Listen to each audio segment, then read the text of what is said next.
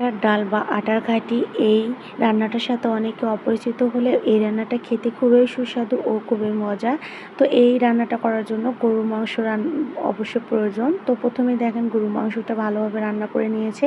তো আজকে আমার যা কীভাবে আটার ডাল রান্না করে সেটাই আপনাদের সাথে শেয়ার করব। তো এখানে প্রথমে গরুর মাংসটা রান্না করে নিয়েছে, যেভাবে গরুর মাংস রান্না করে সেভাবে রান্না করে নিয়েছে, রান্না করে রেখে দিয়েছে। তারপরে এখানে দেখেন একটা পাতিলে আটা এখানে ভেজে নিয়েছে। আটাগুলো হচ্ছে আমরা যে চালের ভাত খাই সেই চালগুলো ব্লেন্ডারে গুঁড়ি করে নিয়েছে। তো তারপর এই গুঁড়িটা একটু হালকা করে ভেজে নিয়েছে।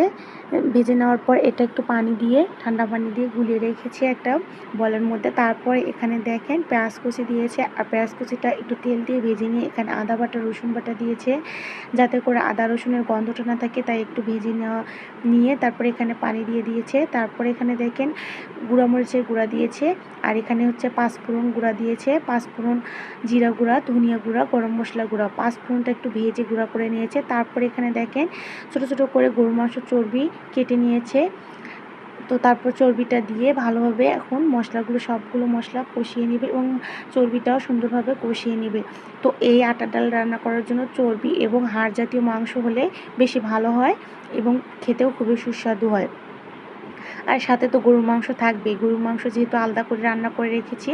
তো তারপরে এখানে দেখেন এখানে আরও মশলা দিয়ে দিল, ধনিয়া গুঁড়া, মৌরি গুঁড়া দিয়ে ভালোভাবে নেড়েচেড়ে এখন চর্বিটাকে সুন্দর করে লাল লাল করে কষিয়ে নিয়েছে। তো সুন্দর মতো কষানোর পর এখানে একটু পানি দিয়েছে চর্বিটা একটু সিদ্ধ হওয়ার জন্য।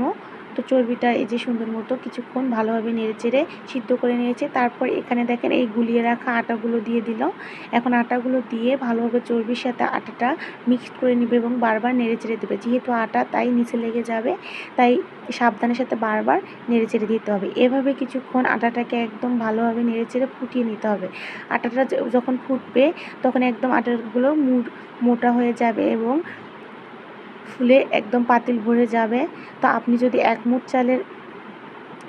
এক মুঠ আটা রান্না করেন তাতে অনেকগুলো হয়ে যাবে। তো এক পাট চালের আটা করলেও অনেকগুলো হয়ে যায়, আপনারা দুইবার রান্না করে খেতে পারবেন। তারপর দেখেন সুন্দরভাবে আটাটা ফুটে আসছিল, আর তারপর এখানে পানি দিয়ে আর একটু আটাটাকে কষিয়ে নিচ্ছিল। তো এভাবে সুন্দর মতো আটাটাকে ভালোভাবে কষিয়ে নিতে হবে। আর একটু ঝাল কম হওয়ার কারণে এখানে আরও গুঁড়ো মরিচ দিয়ে দিল। আর এই আটার ডালটা রান্না করে একটু ঝাল বেশি করে দিতে হয়, এতে করে টেস্ট হয়, এবং মশলার পরিমাণটা একটু বেশি করে দিতে হয়, এতে করে সুন্দর স্মেল আসে এবং খেতেও খুবই ভালো লাগে। তো তারপর এখানে দেখেন ঝোলের জন্য পানি দিয়ে দিল। এখন ঝোলের পানিটা দিয়ে ভালোভাবে নেড়েচেড়ে দিয়ে এখন কিছুক্ষণ ওয়েট করব।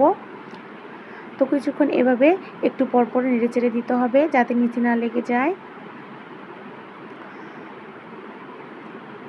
তো আটাটা যখন একবারে ফুটে আসবে তখন আমরা এখানে আরও মশলা ব্যবহার করব।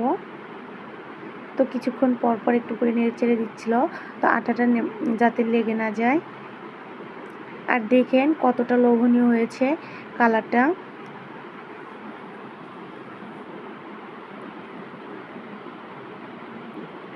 এখন একটু ঢাকনা দিয়ে ঢেকে দিলে ভালো হবে। তো এখন ঢাকনা দিয়ে কিছুক্ষণের জন্য একটু ঢেকে দিবে।